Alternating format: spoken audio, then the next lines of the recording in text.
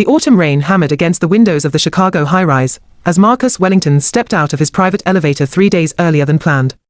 The 45-year-old real estate mogul had cut short his Singapore business trip, feeling an inexplicable pull to return home. His penthouse, normally a sanctuary of silence and order, echoed with unexpected sounds, children's laughter mixed with a woman's gentle voice singing a lullaby. Marcus froze in the marble foyer, his leather briefcase slipping from his fingers. Through the archway leading to the living room, he saw something that made his heart constrict. Rosa Mendez, his housekeeper of only 6 months, sat on his Italian wool carpet surrounded by 3 toddlers.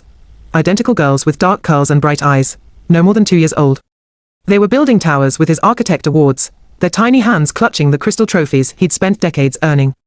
What is going on here? His voice came out harsher than intended. Rosa's head snapped up, her face draining of color. She scrambled to her feet, gathering the children protectively behind her. Mr. Wellington, I didn't expect you back until Friday. I'm so sorry. I can explain. Explain what? That you're running a daycare in my home. Marcus gestured at the chaos, toys scattered across his minimalist furniture, juice boxes on his mahogany coffee table, tiny handprints on his floor-to-ceiling windows overlooking Lake Michigan. The triplets stared at him with wide, curious eyes. One of them, wearing a yellow dress, toddled forward and offered him a stuffed elephant. Nice man. Something in Marcus's chest twisted, but he forced his expression to remain cold. Rosa, I hired you to maintain my home, not to bring your entire family to work. This is completely unacceptable. Tears welled in Rosa's eyes. Please, Mr. Wellington. My sister, their mother, she passed away 4 months ago. Car accident. I'm all they have. The daycare won't take them because Lucia, the one in yellow, has a heart condition that requires medication every 4 hours. No one else will care for them. I promise they don't disturb anything. I clean twice as hard to make up for. I don't care about your circumstances, Marcus interrupted, though his voice wavered slightly. This is a breach of our agreement. You'll need to make other arrangements. Immediately. He turned away, unable to face the devastation in her eyes or the confusion on the children's faces. As he walked toward his study, he heard soft sobbing behind him. That night, Marcus sat alone in his study, staring at the amber liquid in his crystal glass. The penthouse was silent again. Rosa had gathered the girls and left hours ago, but the silence felt suffocating rather than peaceful. He kept seeing those 3 little faces, especially the one in yellow who'd called him nice man. His phone buzzed. His assistant, Jennifer, the Patterson deal fell through. They went with Morrison's firm. Said your designs lack human warmth. Marcus slammed the phone down. It was the 3rd major client he'd lost this year to his rival. Everyone said the same thing. His buildings were technically perfect, but emotionally hollow, just like the man who designed them. He walked to the window, gazing at the city lights. His reflection stared back, expensive suit, graying temples, eyes that hadn't softened in years. When had he become this person? He thought of his own childhood, growing up in foster care, bouncing between homes where he was just another mouth to feed. He'd sworn to build something permanent, something that could never be taken away. He'd succeeded in building an empire, but somewhere along the way, he'd walled off everything else. The next morning, Marcus found himself doing something unexpected. He called his building's security chief. Thomas, I need information on Rosa Mendez. Discreetly. What he learned over the following days haunted him. Rosa worked 3 jobs, his penthouse in the mornings, a restaurant at night, weekend cleaning at an office building. She lived in a cramped studio apartment in a rough neighborhood. Her sister's medical bills had left her drowning in debt. The triplets' father had abandoned them before they were born. And little Lucia's heart condition required surgery that cost more than Rosa would earn in 5 years. Marcus also discovered something else. Every morning before he typically arrived at the office, Rosa had been leaving fresh flowers on his desk with small notes. Hope your presentation goes well today. Or the Patterson project is brilliant. She'd been the only person in his life who'd shown him genuine kindness, without wanting something in return. On the 5th day, Marcus made a decision. He returned home early again, this time intentionally. Rosa was there, cleaning with desperate efficiency, as if trying to prove her worth. The apartment was spotless, but he noticed her hands shaking. Rosa, we need to talk. She nodded, resigned. I understand, Mr. Wellington. I'll finish this room and collect my final paycheck. That's not why I'm here. Marcus took a deep breath. Where are the girls? I had to leave them with a neighbor. An elderly woman who can barely watch them, but go get them. Bring them here. Rosa's eyes widened. What? I've spent this week thinking. And I've realized I was wrong. Not about you bringing them without permission, that genuinely crossed a line. But about everything else. He ran a hand through his hair. I built my life around avoiding attachment, because I was afraid of losing things. But that's not living. That's just existing in an expensive cage. Mr. Wellington, I don't understand. I'm proposing a new arrangement. You continue working for me, but officially. The girls stay here during your shifts.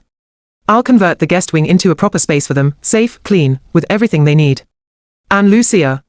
He pulled out a document folder. I've contacted the best pediatric cardiac surgeon in the country. He'll perform the surgery. I'm covering all costs. Rosa's hands flew to her mouth. Why would you do this? Marcus's voice grew quiet. Because 35 years ago, I was a scared kid in the foster system who needed someone to take a chance on me.